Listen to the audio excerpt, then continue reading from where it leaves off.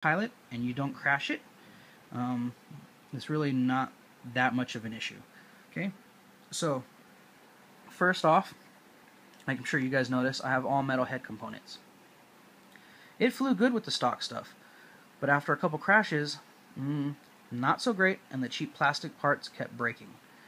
So now I've put this on. I've had about 6 flights, full on 3D, flipping it, spinning it, torque rolls, well, not torque rolls, but funnels, TikToks, you name it. I've been doing it with this helicopter, and it seems to do everything perfect. I wish I had some footage, but had nobody to film the last day, so next time I get out there, I'm going to try and strap my GoPro to my head and get some footage for you guys.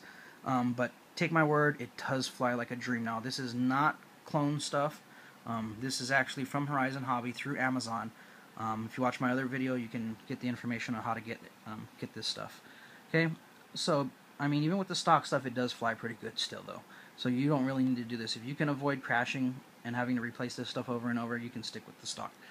But it does seem to have less flex, and it's a little more responsive, I must admit. Okay.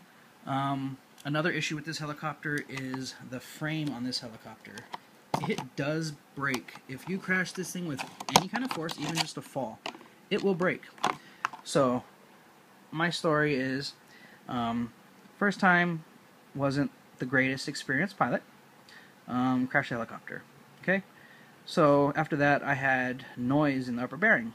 Was advised by a bunch of people, just keep flying it. Okay? After the next flight, the top bearing froze about 50 feet in the air, causing the main shaft to snap. I cut power, it fell, landed nose first, destroyed, basically destroyed the battery. The frame was completely destroyed. It broke all over the place, destroyed everything. So I rebuilt this helicopter quite a few times already. But the weak part is this frame. It's plastic. If you crash this from any altitude or with any kind of force, you're going to break all the connections around the servos, and if you try to glue it back together and you fly it, it's just going to break on you, even if you CA it or epoxy it, and then the shaft is going to snap because you're going to have the wrong angle on the shaft. Okay? Trust me, I know what I'm talking about. When you see this frame crack, replace it, otherwise it's going to cause you a crash. Maybe not the next flight, but within a few flights, it's going to cause a crash. Okay, so replace the frame. It's only $10. It is a long time to replace, and I talk more in depth about this in my other videos. So if you want to learn more about it, watch my other video about blinged out 300X, and I talk quite a bit more about it. But besides that, all in all, this is a good flyer. Would I get rid of this helicopter? No. Would I recommend this helicopter for an experienced collective pitch helicopter pilot? I would say, yeah, go for it. This is a fun helicopter to fly. You're going to enjoy flying this around your park. Doesn't require as much space as the bigger helis. This is an aftermarket blade canopy that they just came out with. They only have 3 different designs. I really like this one. The other couple I smashed already, so if you watch my other video, you'll see them. But I really like this one. It's real nice. Okay, that's my T-Rex. Okay, 450 SEV2. Has a flybar if you notice. I considered converting it, but I kind of like how this flies. It's real smooth, real mellow, relaxing. Still does 3D, you know, not as fast or twitchy as a flybarless, but it's still pretty enjoyable to fly. So all in all, you know, good helicopter. Would I recommend this? Definitely a plus. It's good to go. If you are a beginning not coaxial, but collective pitch helicopter pilot, you may want to still get one of these flybars because it's a lot more docile and a lot less expensive than one of these flybarless setups. Now, if you watch my other video, I showed you guys my clone. Okay, since then, I have started the rebuild on it. I ordered from Hobby King. Yeah, I know what you guys are going to say. Yeah. But I ordered from Hobby King for $24 a flybarless head setup for a 450 Pro. So that's on its way. I also ordered the ZYX or ZXY flybarless gyro, 3-axis gyro.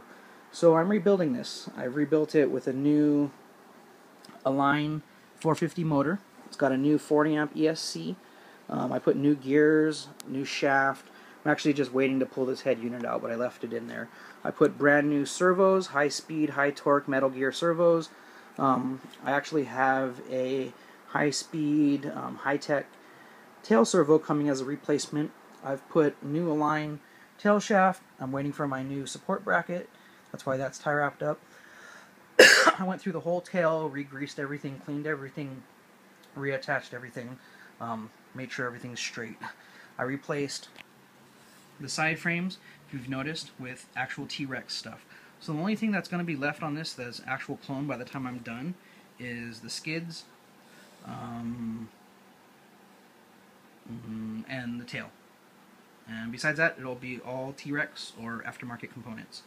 When I actually get the parts in here soon, I will get this thing flying, and I'm sure I'll show you guys how it goes, whether it goes good, whether it goes bad. We'll know soon. I've actually got a receiver in there just for temporary. I'm going to be pulling that one out, but leaving the satellite on, because that's going to work with the gyro. That's why all the servo plugs are just hanging out right now, because those will be going into the new fly-barless receiver, which will eliminate the gyro, which used to go on here. Remember that cheap piece of junk ZD720? Yeah, that thing's gone. I don't use that. If you look on my T-Rex, I'm using a Futaba GY401. This is a good servo, or not good servo, but good headlock gyro.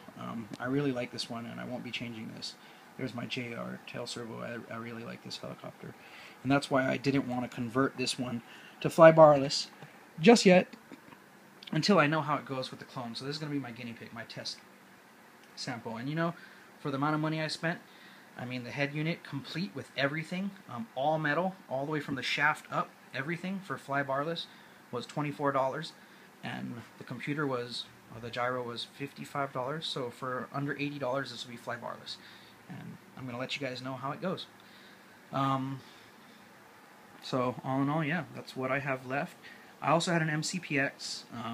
I gave that away. I rebuilt it with a lot of metal parts, and then it felt underpowered, so I didn't really like it. A buddy of mine wanted to start getting into collective pitch, so I gave that up. Alright guys, I hope you guys learned something. I hope you guys have a good day, and see you out there in the field sometime.